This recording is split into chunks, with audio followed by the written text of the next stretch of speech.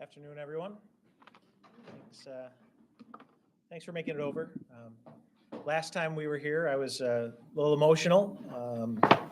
And since then, we've had some time to really work through the council amendments, understand their implications, and have some follow-up conversations with some council members with varying levels of progress. About half an hour ago or so, I submitted my objections, otherwise known as vetoes, to the city clerk. So for some context, there were 82 total amendments from the Common Council to the budget. Of those 82, I issued objections or vetoes on 45 of them, leaving 37 that I did not object to, so essentially leaving them stand. I want to be clear. I was not supportive of any of the council's amendments. That being said, as I've said from the beginning, the Common Council is a co-equal part of this process. And just in spite of my frustrations about lack of communication going into the amendment approval process, I wanted to come into this in a spirit of compromise. I conveyed that to council members, and I wanted my decisions on the amendments to reflect that spirit of compromise.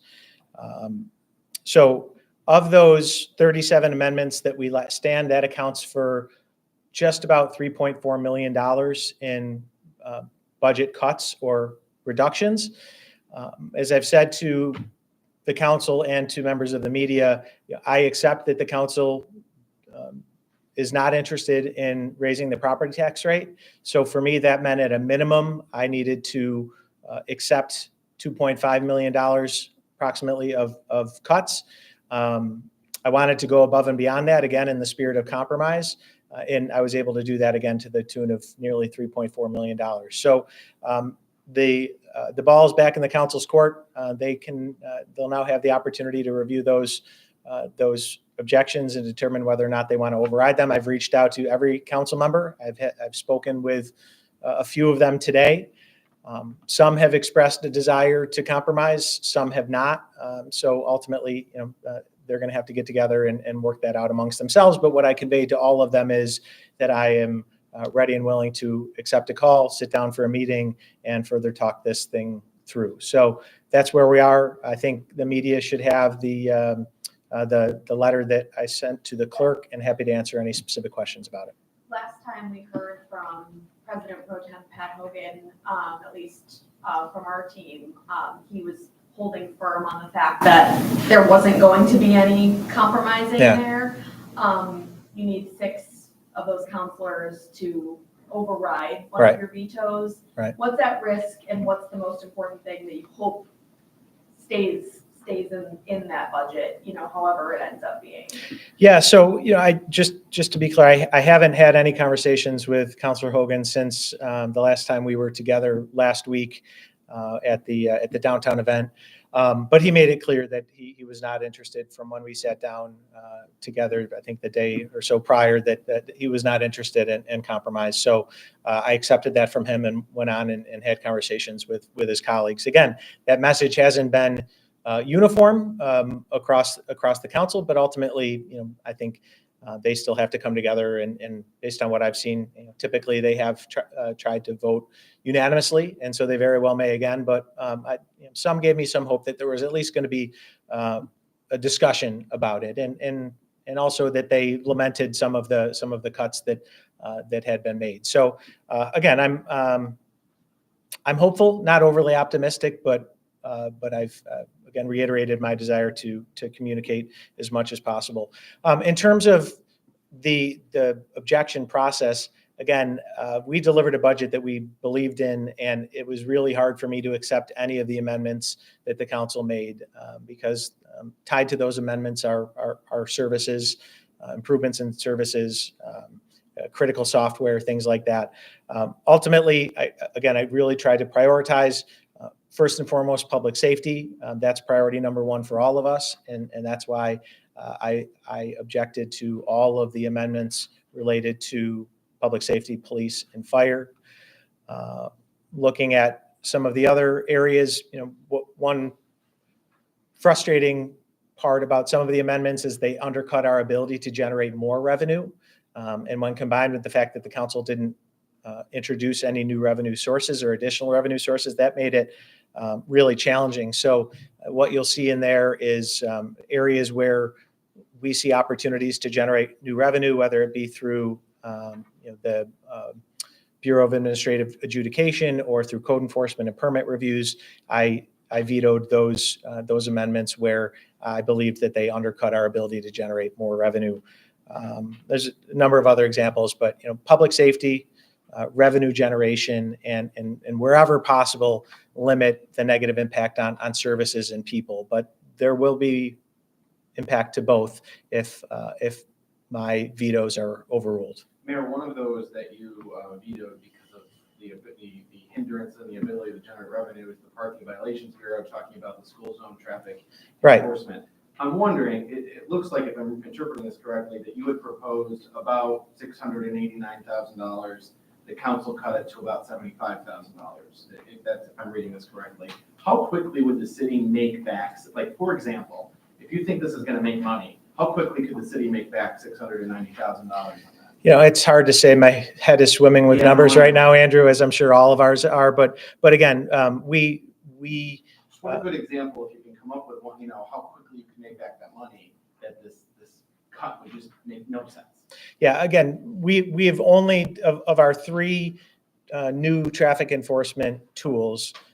We've only deployed the first one, that being the bus stop arm cameras, and we're still collecting data, and so that remains to be seen. But between those, the red light cameras and the speeding cameras, we would make that up very quickly under the most conservative of projections. So again, that's one that's frustrating, where the council seemingly, just as was the case with the reevaluation, was with us every step of the way, supported the state legislation, supported the implementation of the program, and then at the last minute reversed course when it mattered most as it relates to the budget. So, again, it's frustrating, but there is still time for them to reconsider.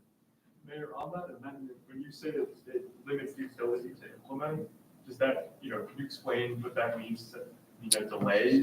Yeah. And so we have to, between the police department and the Parking Violations Bureau, they have to adjudicate all of those tickets. So the police department has to review the footage. The BAA or the Parking Violations Bureau has to issue the tickets. They have to hold hearings for those that want to challenge those determinations, and all that requires staff, additional staff, because right now we have those offices staffed we have the capacity to do what we're doing right now. We needed to build our capacity to be able to effectively administer those programs. And now, again, if those objections are overruled, our capacity will be limited. Will that reduce the revenue that this program generates? It very well may. Yeah, we believe that it would certainly delay it, if not reduce it overall. The water rates, you seem to be kind of wanting to put that back. Yeah. I mean, Ellen, I think looking at areas where we are in alignment and agreement with the Common Council, as far as we can tell, we have been very much aligned in our desire to maintain our water infrastructure and our water system. The council has expressed some concerns about lead testing, about other infrastructure, water pressure, supply, all of the things that impact our constituents. We are asking for a very reasonable increase in the water rate. That, again, the average impact on a residential property owner is $5 annually.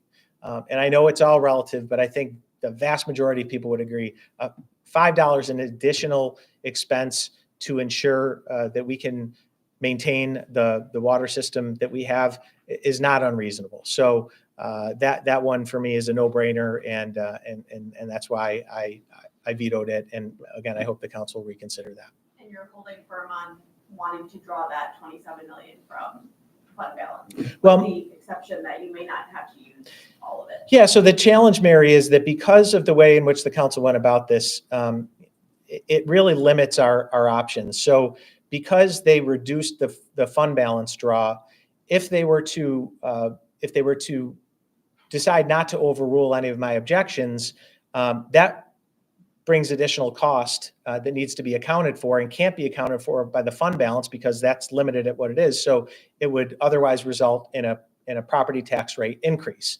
By asking them to reconsider increasing the fund balance, that gives us the room to accommodate additional costs in those lines that I vetoed, and in fact presents the possibility that there could be a property tax rate reduction depending on how the council acts. So if we could negotiate how much we wanted to draw from the fund balance between 27 and 14, we would, but the budget process really limits us that it's an either or proposition, and the additional changes ultimately have an impact not on the fund balance but on the tax rate. So we wanted to, again, I vetoed that amendment, so we at least had the flexibility and didn't automatically trigger a tax increase just because we wanted to, because the council didn't want to override all of my vetoes, if that makes sense. So the charter says that it's either all or nothing on these amendments, so you can't, is that what I'm? Yeah, so in other words, we can't, I can't negotiate and say, okay, you didn't support a 2% property tax rate increase, how about a 1%? Or, you cut over 800,000 from the law department's outside counsel, would you be willing to meet halfway? The budget process, the charter does not allow for that flexibility, which is, again, and I've said this to the council, in our discussions, obviously they reacted to the reaction that I had and that the department heads had to their actions. And part of that frustration was because without that communication leading up to those amendments, it really boxed all of us in terms of our options. And if we were to have had some of these conversations before they made those amendments, there would have been room for those negotiations. Their actions have severely limited our ability to negotiate and compromise. But again, what you see reflected in my vetoes is an attempt to still compromise. I'm wondering, so on number 48, DPW snow and ice control, you budgeted $1.6 million. The council sounds to have come back with a $324,000 offer. That's a strikingly small number. It is. Is that, how far back, how long ago was that line item only $324,000? That's a good question, Andrew. I don't know. I would imagine, just looking at the team, it's been a long time. It's not realistic. And I think what the council has said is you can move it from other lines to backfill that. It's not an efficient way to budget. It's not a particularly transparent way to budget. In a department like DPW, the reason why I ultimately let that one stand and not veto it is because historically, when you do look back, you do see that the budget does consistently underspend.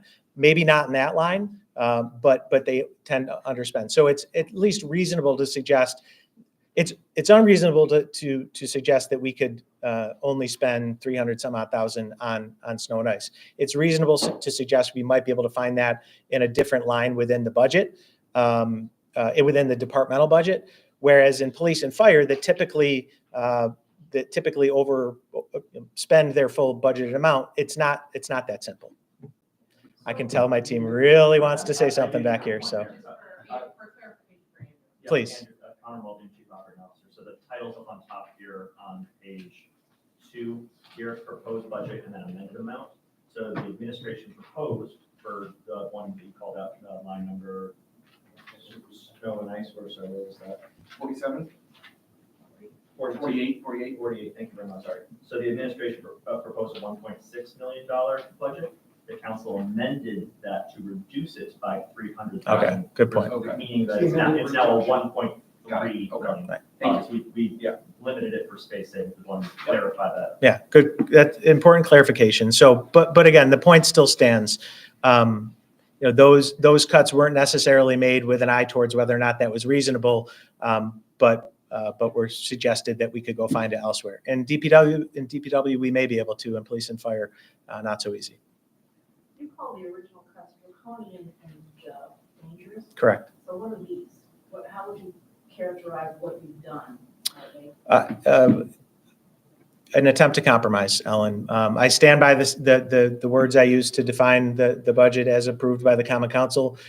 When you look, you know, I used the word dangerous, so that's why we prioritize the public safety lines to limit any negative impact on public safety. And so I think what I've offered is reasonable, is in the spirit of compromise, and I'm hopeful the council will react favorably to it. Can you share who any of those counselors are that gave you the sense that they may be willing to? Yeah, at this point, I'll leave those conversations between me and the counselors.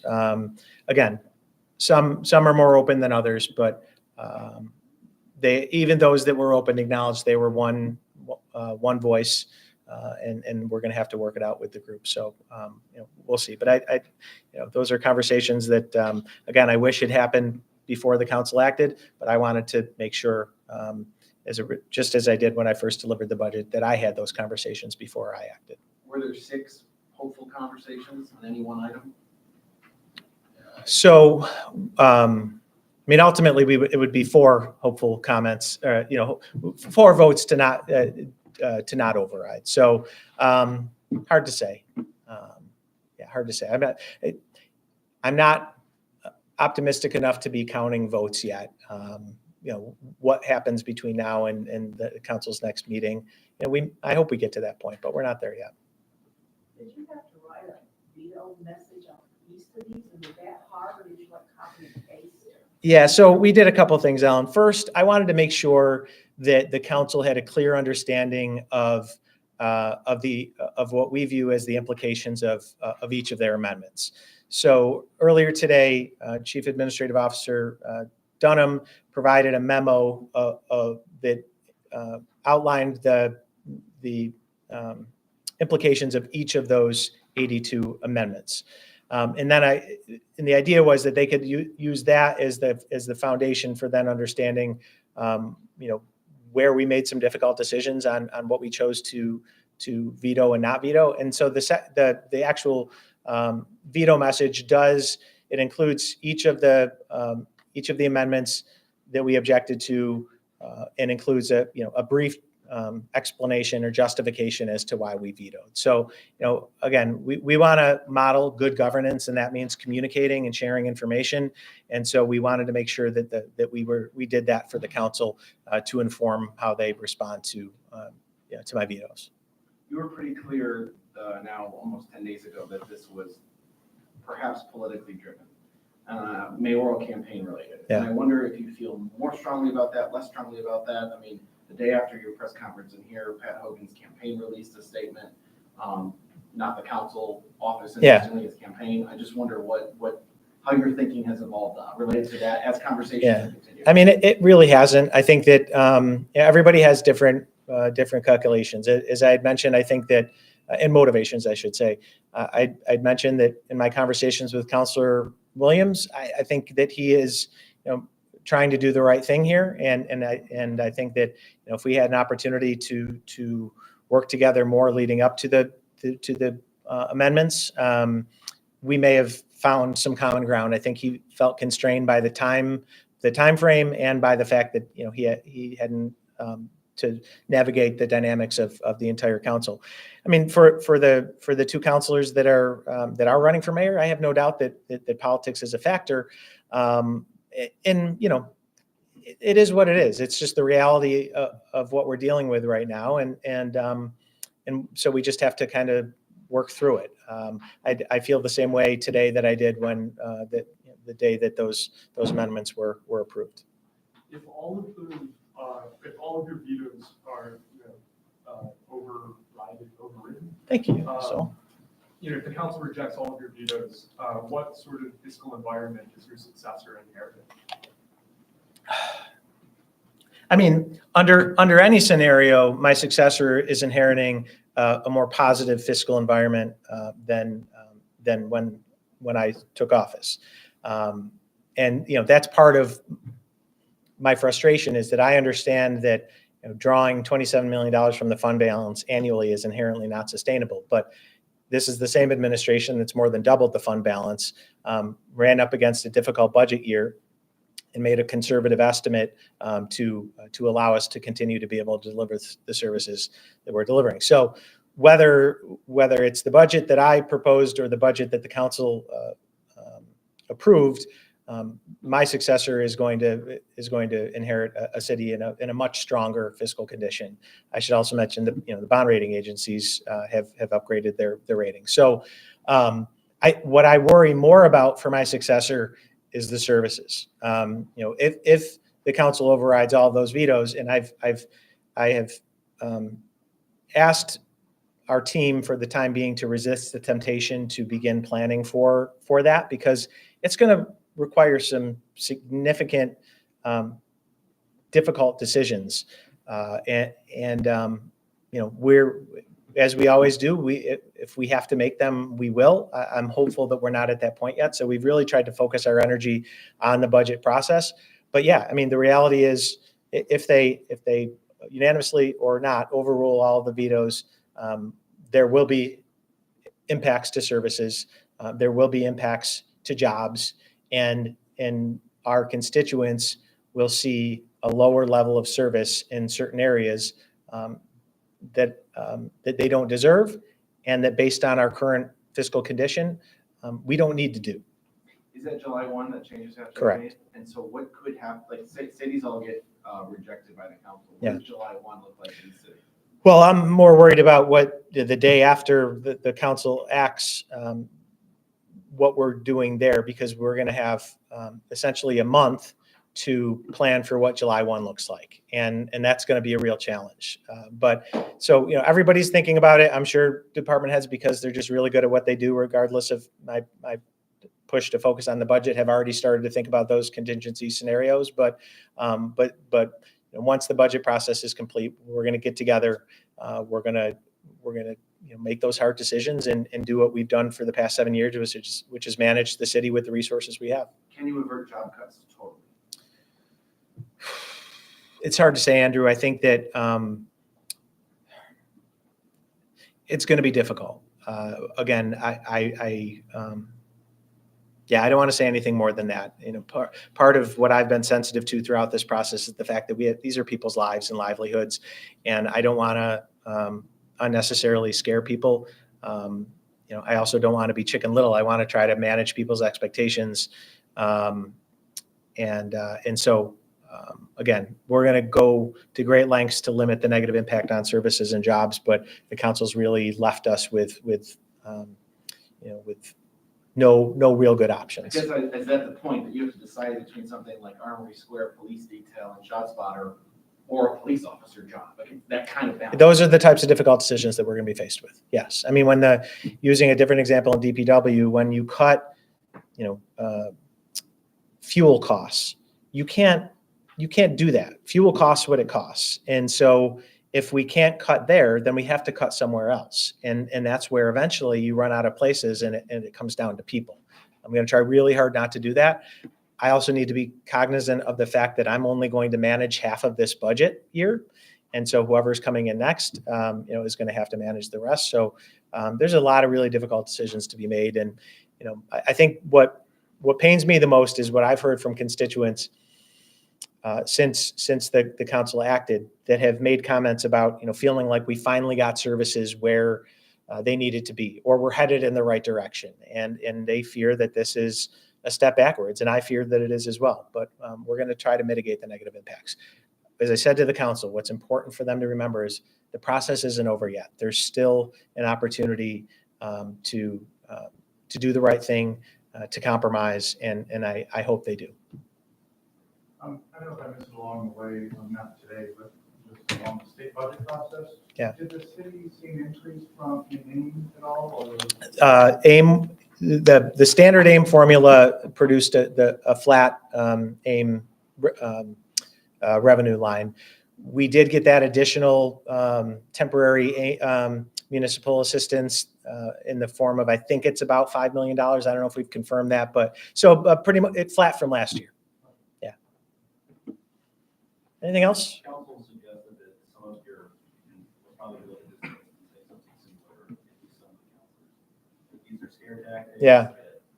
You can just keep doing business as usual and, comes to it down the road, you really need funding to keep something going. Yeah. Come back to council. What are your thoughts? Yeah, so a couple of things. One, I've had this conversation with some counselors. I think that there was an assumption that I put the department heads up to our last press conference here and asked them or encouraged them to scare people. I don't do that. I didn't do that. Those department heads were here, and we asked them. We invited them to be here, but we made it very clear that we didn't expect anyone to show up or to say anything that they weren't comfortable saying. They showed up here because they understand better than anyone the implications of those cuts. And so what they said was, they spoke from the heart and they spoke from experience. So I'm trying to manage our constituents' expectations. I'm trying to help them understand, because they didn't have a chance to understand the council amendments because there wasn't any time. I felt obligated to help them better understand the potential implications. Again, as I just said, Jeremy, I'm going to go to great lengths to mitigate those negative impacts. And we're careful when we list the different technologies, ShotSpotter, license plate readers, et cetera, that all of those are at risk, but we're going to have to make some decisions and choose some over others. And those decisions have yet to be made. But the reality is that you can't, in good faith, say you can just find it somewhere else, when, as I've said, numerous departments fully spend their budgets. So there's nowhere else to go. In the departments where there is, we've tried to be flexible and tried to compromise there. While in some ways I appreciate that some of the counselors suggesting that we can come back and ask for more, it undercuts the argument about fiscal sustainability. If this is about fiscal sustainability, then they wouldn't be so quick to say, well, of course you can spend more. Just come and ask for it. Then it becomes more about control than fiscal constraints. And again, I think they're not a monolith. I think different counselors have different perspectives and motivations, but these aren't scare tactics. These are the realities of having to govern and having to manage city operations. And again, we'll do the best with the resources we've got, but there's still time for the council to reconsider some of these amendments. Anything else? Just one last one. Sure. Last one. The DO report seems to suggest that the way to correct problems with the police overtime budget would be to actually increase it to match actuals. The council's plan would reduce it by, I think, $4 million from that actual would be, what's your prediction once again under budget police overtime budget? Well, so maybe I was answering the first part of your question, so I may have to come back to the second. But that is just one example of many of a number of examples where the council's actions contradicted Bonadeo's recommendations. You mentioned one, and that recommendation was to budget, increase the overtime budget to more accurately reflect actuals.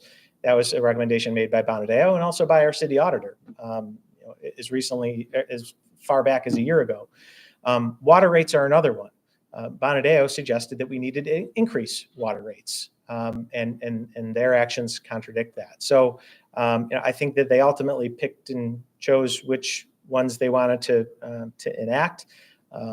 But as I've said, overall, while I respect Bonadeo as a firm and the work that they do auditing city finances, I don't have a great amount of respect for that work product, given the limited amount of time that they had to develop it and the fact that they didn't consult with anyone in the administration to answer some pretty easy questions if they were to have picked up the phone.